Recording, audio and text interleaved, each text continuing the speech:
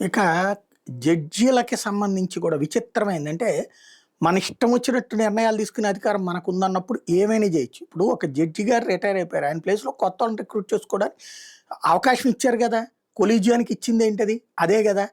Collegium అనేటటువంటిది వాళ్ళ కాళ్ళే చేసేసుకుంటున్నారు గదా! అయినా కూడా ఇప్పుడు కొత్త నిర్ణయం వాళ్ళ కాళ్ళే తీసేసుకున్నారు. అడ్హాక్ జడ్జీలంట.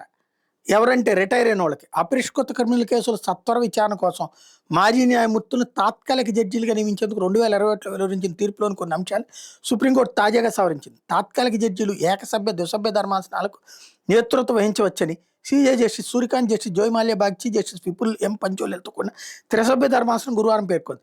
రెగ్యులర్ జడ్జి నేతృత్వం వహించే ధర్మాసనంలో తాత్కాలిక మాజీ న్యాయమూర్తిని జూనియర్ పార్ట్నర్ని చేయడం తగదని అభిప్రాయపడింది.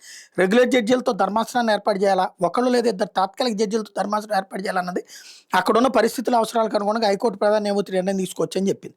అంటే ఎవరికి వాళ్ళు జడ్జీలని ఇప్పుడు రిటైర్ అయిపోయిన జడ్జీలను కూడా మళ్ళీ నియమించవచ్చు, వాళ్ళ చేతన తీర్పులు ఇప్పించవచ్చు. ఇది మంచిదే, ఇది ప్రభుత్వం చేయాల్సిన పని, కానీ కోర్టులు చేస్తున్నాయి. ఇది విచిత్రమైనటువంటి సిచ్యుయేషన్.